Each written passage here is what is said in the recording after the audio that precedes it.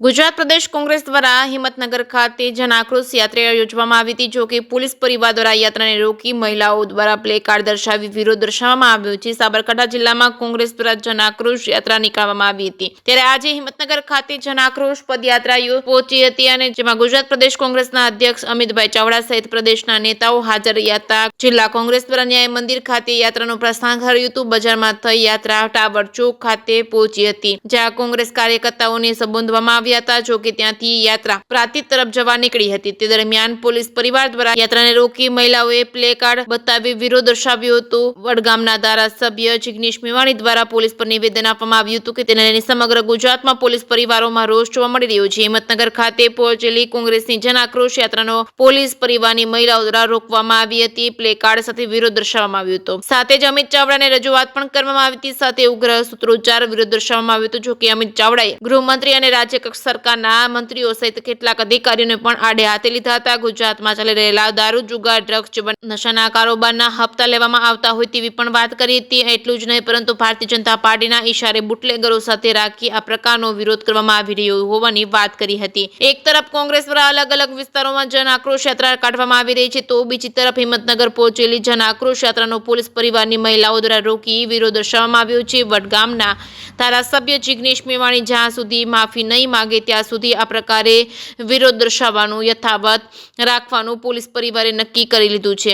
જેકે સિંહ સાથે અશોક નાઈ, સાબરકાંઠા। ગુજરાતના ખેડૂતોને ન્યાય મળે, એના સંપૂર્ણ દેવા માફી થાય, ગુજરાતના યુવાનોને કાયમી રોજગાર મળે, ફિક્સ પગાર, કોન્ટ્રાક્ટ ને આઉટસોર્સિંગની પ્રથા નાબૂદ થાય, ગુજરાતની ગૃહિણીઓને મોંઘવારીમાંથી રાહત મળે, કાયદો વ્યવસ્થાની પરિસ્થિતિ જે કથળી ગઈ છે, બેન દીકરીઓની સલામતી નથી, ખુલ્લેઆમ દારૂ ને ડ્રગ્સના કારણે યુવાધન બરબાદ થઈ રહ્યું છે, ગુંડાઓ ખુલ્લેઆમ જાહેરમાં હથિયારો સાથે હત્યાઓ કરી રહ્યા છે, તમામ વર્ગ વિસ્તારના લોકો પરેશાન છે, ત્યારે એના અવાજને બુલંદ કરવા માટે, એની તકલીફને વાચા માટે અને આ ગુજરાતીઓના હક અધિકારની લડાઈ લડવાના સંકલ્પ સાથે પ્રદેશ કોંગ્રેસ સમિતિ દ્વારા 21 તારીખે ધરણીધર ભગવાનના ધામમાંથી આ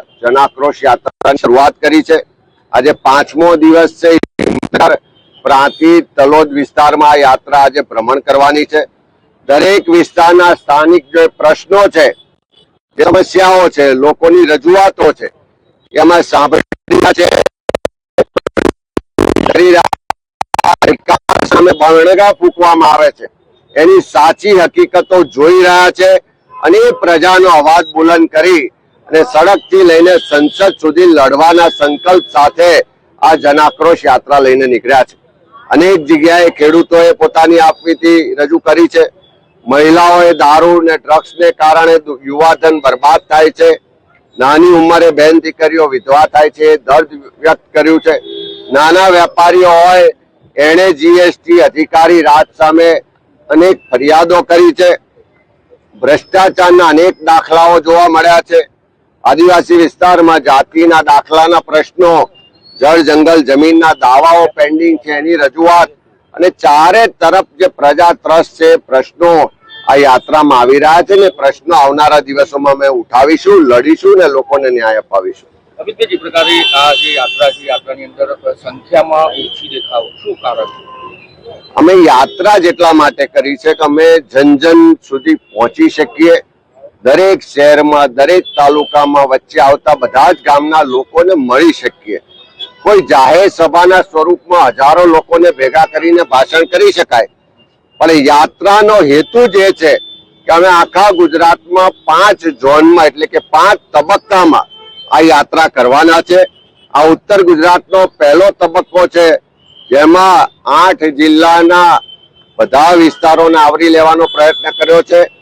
21 તારીખથી શરૂ કરીને 3 તારીખે જ્યારે એની પૂર્ણાહુતિ થશે તો લગભગ 1100 કિલોમીટરની આ યાત્રા ખાલી ઉત્તર ગુજરાતમાં થવાની છે। એટલે અમારો આ યાત્રાનો હેતુ અત્યારે કોઈ ચૂંટણી નથી, કોઈ મત નથી લેવાના, કોઈ સરકાર પણ નથી બદલવાની, પણ પ્રજાના જે પ્રશ્નો છે, તકલીફ છે, પીડા છે, એ જાણી સાંભળીને એના માટે લડત લડવાના સંકલ્પ સાથે યાત્રા કરી છે। આ યાત્રા 21 તારીખે શરૂ થઈને 3 તારીખે બેચરાજીમાં પૂર્ણ થવાની છે અને આવી જ યાત્રાઓ ગુજરાતમાં 5 તબક્કામાં થવાની છે. એ દરેક વિસ્તારમાં રોજ અલગ અલગ આગેવાનો પણ આમાં જોડાશે, અલગ અલગ વિસ્તારના આગેવાનો પણ જોડાશે. ખાસ કરીને હું ને અમારા વિધાનસભા કોંગ્રેસ પક્ષના નેતા તુષારભાઈ, અમે બંને યાત્રામાં જોડે હોઈએ અને બીજા નેતાઓને સાથે રાખી અમારા સ્થાનિક જિલ્લા કોંગ્રેસ સમિતિના પ્રમુખશ્રીઓ છે, તાલુકાના પ્રમુખ છે, સ્થાનિક આગેવાનો છે, ધારાસભ્યો, પૂર્વ ધારાસભ્યો છે, આખા ગુજરાતમાં તમામ વિસ્તારમાં તમામ આગેવાનો તબક્કાવાર જોડાઈ રહ્યા છે. એક બીએલઓ વાળી વાત કરવી છે, પેલે SIR વાળી. ઇલેક્શન કમિશન ઓફ ઇન્ડિયા દ્વારા ગુજરાતમાં કોઈ પણ જાતની આગોતરી તૈયારી વગર, કદાચ હું માનું છું કે એવી તાત્કાલિક કોઈ જરૂરિયાત પણ નહોતી, તેમ છતાં કોઈ ચોક્કસ રાજકીય એજન્ડા સાથે ગુજરાતમાં SIR ની જાહેરાત કરવામાં આવી. 4 નવેમ્બરથી જાહેરાત થઈ અને 2002 ની જે મતદાર યાદી હતી એના આધારે ફોર્મ ભરવાની જાહેરાત કરવામાં આવી. પણ આપણે બધાએ જોયું કે છેલ્લા થોડા દિવસોમાં જે રીતે સરકારી તંત્રની અનાવડત, એના તૈયારીનો અભાવ, એની જાણકારીનો અભાવ ને કારણે આખા ગુજરાતમાં SIR ની પ્રવૃત્તિને કારણે અરાજકતા ફેલાઈ હોય એવી સ્થિતિનું નિર્માણ થયું. અનેક ગરીબ સામાન્ય લોકો પાસે જે પુરાવા માંગવામાં આવે છે, એ પુરાવા મેળવવા માટે લોકો દર ઓફિસોમાં ભટકી રહ્યા છે. 2002 ની જે યાદી છે એમાં પણ અનેક લોકો વર્ષોથી અહીંયા વસવાટ કરે છે, મત આપે છે, એમના નામો પણ નથી અને એ યાદી પણ ડ્રાફ્ટ યાદી છે એવું કહેવામાં આવે છે. અને જે કામનું પ્રેશર આપવામાં આવે છે એના કારણે આપણે જો થોડા દિવસોમાં એ તાપીમાં BLO નું મૃત્યુ થયું, વડોદરામાં મૃત્યુ થયું, અમદાવાદમાં મૃત્યુ થયું, ખેડામાં થયું, એક ગીર સોમનાથમાં શિક્ષકે આત્મહત્યા કરવી પડી.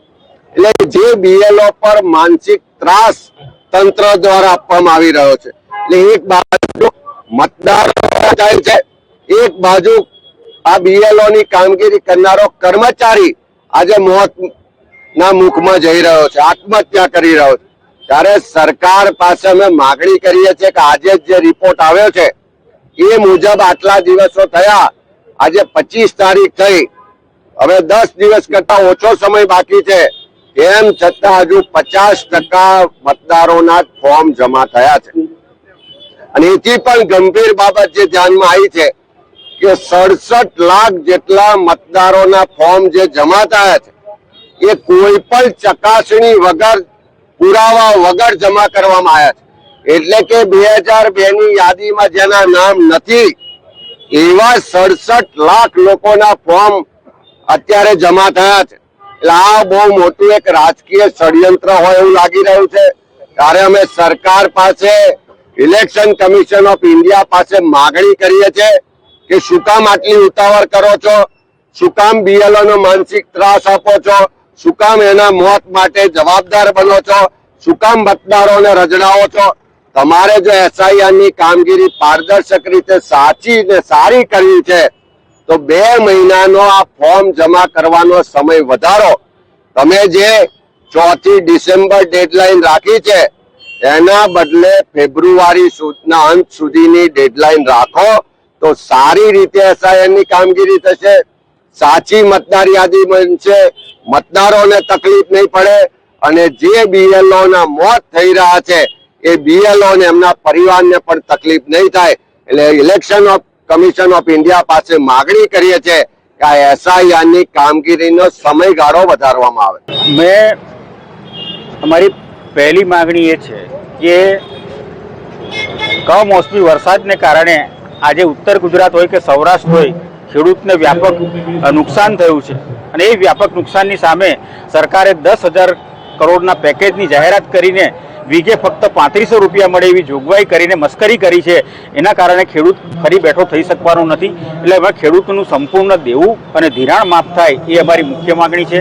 સાથે સાથે અત્યારે તમે જોઈ શકો છો કે શિક્ષિત બેરોજગારો છે ગુજરાતમાં, એને ફિક્સ પગાર હોય, કોન્ટ્રાક્ટ સિસ્ટમ હોય કે આઉટસોર્સિંગથી જ નોકરી આપવામાં આવે છે, પૂરા પગારવાળી નોકરી આપવામાં આવતી નથી. તો એ લોકોને પૂરા પગારવાળી નોકરી મળે એ પણ અમારી મુખ્ય માગણી છે. અને સાથે સાથે જે પ્રકારનો ભ્રષ્ટાચાર અત્યારે સરકારી કચેરીઓ દ્વારા ચાલે છે, કોઈ પણ કચેરીમાં પૈસા આપ્યા વગર કામ થતું નથી, એ ભ્રષ્ટાચાર સંપૂર્ણપણે નાબૂદ થાય એ પણ અમારી માગણી છે. અને આ માગણીને ધ્યાનમાં રાખીને લોકોનું શું કહેવું છે, લોકો આ વિશે શું પ્રકાશ પાડવા માંગે છે, એ અમે સમજવાનો, એમને જાણવાનો અને એમને સાંભળવાનો પ્રયત્ન કરી રહ્યા છે. અને એ લોકો આ 11 દિવસની અમારી યાત્રા થકી અમે જાણીને એને ઉજાગર કરવાનો પ્રયત્ન કરીશું અને એ લોકોને ન્યાય અપાવવાનો પ્રયત્ન કરીશું. જે પ્રકારે જિગ્નેશભાઈ મેવાણી અને પ્રદેશના કેટલાક નેતાઓ ધારાસભ્યો ગેરહાજર છે, ખાસ કરીને પોલીસ પરિવાર દ્વારા જે વિરોધ થઈ રહ્યા છે એના કારણે ગેરહાજર હોય તેવું માની શકાય. આ યાત્રામાં દરેક આગેવાનોને આમંત્રણ આપેલા છે અને દરેક આગેવાનો પોતાની અનુકૂળતા પ્રમાણે જોડાતા હોય છે.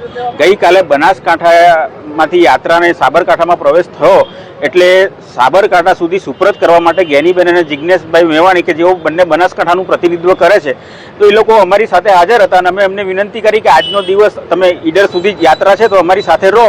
અને એ લોકોએ અમારી માગણી સ્વીકારીને ગઈકાલે અમારી સાથે રહ્યા હતા. હવે એમને જ્યારે અનુકૂળતા હશે ત્યારે ફરી પાછા એ લોકો યાત્રામાં જોડાશે જ, કારણ કે ફરી યાત્રા પાછી ઉત્તર ગુજરાતમાં પાટણ ને બધે જવાની જ છે. એટલે એ લોકોને દરેક આગેવાન પૂરેપૂરો સમય આ યાત્રામાં આપી શકે એવું શક્ય નથી, કારણ કે આ 13 દિવસની યાત્રા છે. એટલે શક્ય હોય ત્યાં સુધી હું પ્રદેશ પ્રમુખશ્રી અને વિરોધ પક્ષના નેતા તરીકે અમે પૂરેપૂરો આ યાત્રામાં રહીશું અને આગેવાનો અનુકૂળતા પ્રમાણે જોડાતા રહેશે. Thank you. આજે પોલીસ પરિવાર બધા ભેગા થયા છે, પોલીસ પરિવારના બધા પરિવાર છે આ, અને જિગ્નેશ મેવાણી જે બીભત્સ વર્તન છે, બીભત્સ વર્તનમાં એમને જે પોલીસ પટ્ટા ઉતારવાની વાત છે એ બીભત્સ વાતો છે અત્યારે હાલ, એ વાતો એમને કરવી જ ના જોઈએ. અમારે કોંગ્રેસ પાર્ટીથી કોઈ વિરોધ નથી. જે પોલીસ પરિવાર વિશે વારંવાર આવી રજૂઆતો કરે છે, વારંવાર આવું બીભત્સ વર્તન કરે છે, એ વ્યાજબી નથી. અને હવે આનું અમે સોલ્યુશન માંગીએ છીએ અને જાહેરમાં માફી માંગે તો અમે એનું કરવા તૈયાર છીએ. આજે શાનો વિરોધ દર્શાવ્યો હતો, કેવી રીતે વિરોધ દર્શાવ્યો? વિરોધ અમે મૌન વિરોધ દર્શાવ્યો. અમે એના કોઈ ઉગ્ર વસ્તુ નથી કરેલી, પણ માત્ર અને માત્ર અમે એટલું જ કહેવા માંગીએ છીએ જે ખોટી પટ્ટા અને ટોપી ઉતારવાની વાતો કરે છે. પોલીસને પરિવાર રાત દાડો જોતા નથી અને દિવાળી હોય, તહેવાર હોય, 24 કલાક નોકરી કરીને પોલીસ પરિવાર છોકરાઓનું બી ધ્યાન રાખતા નથી. આપણે પરિવાર એમાં જોડાયેલો હોય છે, છતાં એ લોકો પોલીસ પરિવાર વારંવાર આવી કૃત્ય કરે છે. એટલે પોલીસ પરિવારમાં એમનો વિરોધ કરે, સખત વિરોધ કરે છે. રેલી રોકવાની પ્લાનિંગ એમને જે રીતે કૃત્ય કર્યું છે એ લોકો માનવા તૈયાર નથી અને એ લોકો હજી માફી નથી.